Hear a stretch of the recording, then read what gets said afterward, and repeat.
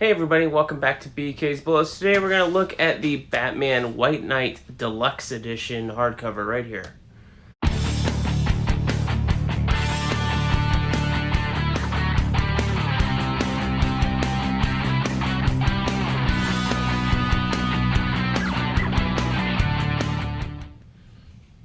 Hey everybody, welcome back to BK's Bullets. As always, I'm your host, Brent, and here we have my newest edition. This is the Batman Deluxe Edition hardcover from DC Comics, Black Label.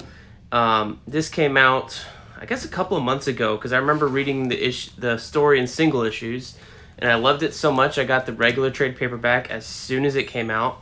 So that is this right here. And then a little bit later, they said, oh, you know what, we're going to put this out in hardcover, actually, even though I really believe they should have just put this out in a hardcover, but for whatever reason, this is the way that they decided to do it. So, I guess we're going to compare and contrast to both of them. So, this is the cover to the hardcover. It's a new cover done by Sean Murphy, or Sean Murphy as he's credited here. Sean Murphy is the writer and artist and inker, basically, of this entire book. He wrote it, he penciled it, he inked it. The only thing he didn't do was the colors and the lettering, and that is done by Matt Hollingsworth right here. So, there's a new cover. This is the back with a little blurb on the back here. So this one runs for $50, and the trade paperback runs for $20. So, for $30 more, here's what you're getting. The inside of these books now always have a different look. I'm going to take the dust jacket off. There's the man himself right there. Very active on Twitter. Here's the back cover, which I think was an alternate cover or regular cover to one of the issues. There's a spine right there. Matches what is on the dust jacket, which is cool. So I don't know why they're going with this orange color scheme, because I know the Curse of the White Knight hardcover, which I'm getting in a week or two, also has this kind of orangish color scheme. I mean, it's here on the title format here, but I remember the single issues, I thought they changed the color of Batman all the time. I do want to point out, though, what I just noticed, this is kind of cool, is that they have the little Harley dots in here. And Harley is a big part of this story. So, let's open this up. Got some ink work here.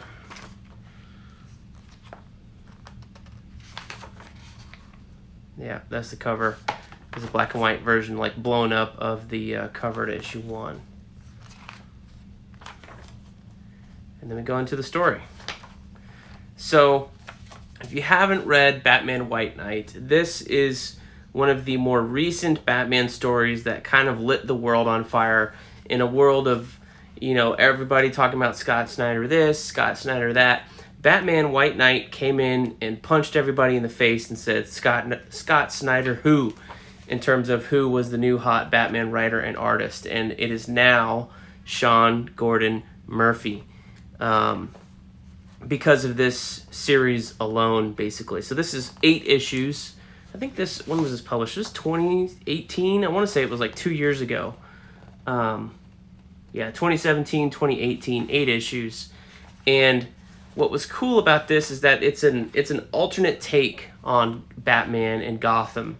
Not alternate in that it's totally different from everything you've read. There are some differences here, and it's more like versed in, if you're very familiar with the animated series and stuff like that. Like, Sean Murphy is probably, I don't know, 40 years old or something like that. So he's a 90s kid, most likely, just like me. I turned 34 this year. So it's got Harley Quinn in her classic costume, and also, surprise, surprise, a new character. He actually turned like the new version of Harley Quinn with the pigtails and all this other stuff into like an alternate, like a second Harley Quinn. So this is the only universe in which there are 2 Harley Quinns. So the story, isn't really about Harley, although she does play a large part in the story. And then especially as we get to Curse of the White Knight, she's an even bigger part of that story here.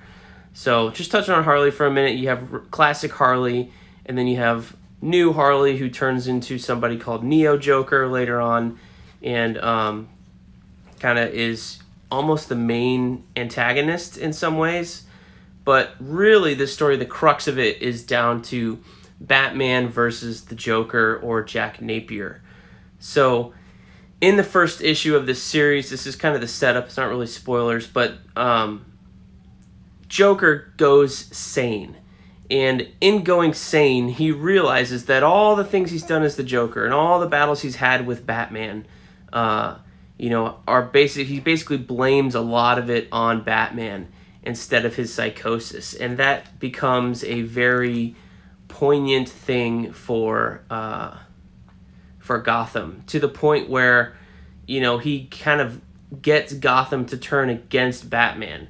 And all the while he's battling with his inner demons. You can see him here. He's Jack Napier, which is the character name they took from the '89 Batman movie. And also, I think Mask of the Phantasm, was he Jack Napier in there as well? And then he turns into the Joker, like on and off, like it's a switch, almost like a transformation, to where his skin gets white, his eyes change colors. The Joker in this universe has two different color eyes, green and purple. And I want to say Jack has does he have different color eyes? I can't remember. But it's consistent all the way through. But it was just like a cool little touch that they focused in on these eyes of the Joker, and that they are two different colors because he's crazy. Here's his eyes, yeah. They are also, I want to say they're two different colors there. I could be wrong, so sue me. But you've got takes on Mr. Freeze, who's way older than he is in the Batman animated series, and knew Bruce's father. You've got Joker dressed up as, a police officer and stuff like that. You've got all the Batman Batmobiles in here. You've got the Tumbler right there. You've got the animated series. You've got the classic 40s one. There's a whole lot of cool stuff. You've got a new Batmobile in here. There's Joker in the police outfit. So it's basically Batman versus the Joker versus Gotham. And all the different sides are constantly changing. Who's on whose side? Is Joker on Gotham's side? At one point, yes. Is Gotham on Batman's side? At one point, yes. At one point, no. And then you have the villains in Harley and the Neo-Joker all kind of on the outside causing a lot of trouble. So it's this frantic 8-issue storyline to get to the end of the plan basically and save Gotham. And it's just a really, really cool story. Lot of dialogue in here. It's not a quick read at all, which is great because there are a lot of comics right now that would just have one or two bubbles in these big pages and you just breeze through them. But a lot of thought went into the psychology of all these characters and their relationships and how Jack Napier's relating to Batman even though he's the Joker, and Batman's I don't believe you're sane. I believe this is an act, but he's working with him sometimes anyway, which is very, very cool. So, but I love this deluxe hardcover presentation. Pages are laying flat, like you can see this double page spread here with the panels going across at the top and bottom. Really, really beautiful. So, there's one thing that you kind of lack with the trade paperback is look at this Batmobile spread. You're kind of missing out a little bit.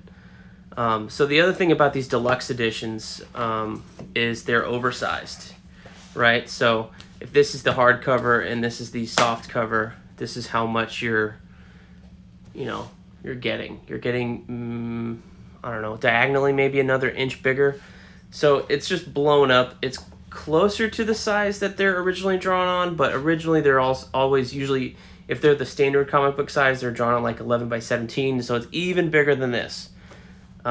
But just the fact that it's blown up a little bit, it's in this nice big hardcover on the nice paper, which, to be fair, isn't that different. And actually flipping through the trade paperback, this beginning page, with a black and white blow up of one of the panels, is the same thing in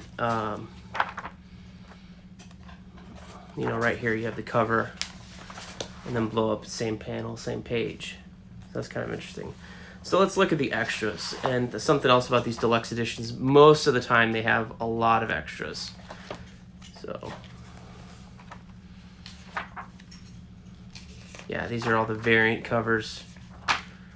There was talk of like doing a black and white version of this book and releasing it. I'm not sure if that was ever came out or solicited, but some of this stuff is in here. Variant cover gallery. So there's a lot of recycling here. Yeah. So I'm hoping that it's actually a little bit different. I think this is mostly just the variant cover gallery, but if this is all of it, I'm gonna be a little upset. But I do like the larger presentation here.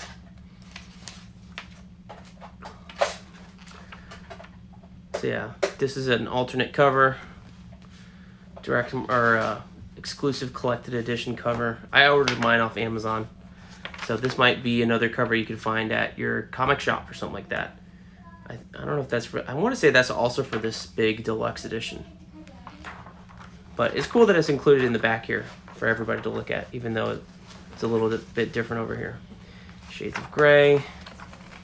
I want to say these were in the soft cover as well. Some Batmobile designs. Yeah, so there's a little bit more in this hardcover. This page is not there, but the Jack Napier designs are there. They're just blown up. This page is not in the soft cover. That's a really cool, like, little weird art piece. Yeah, so there's all this stuff is not in the soft cover.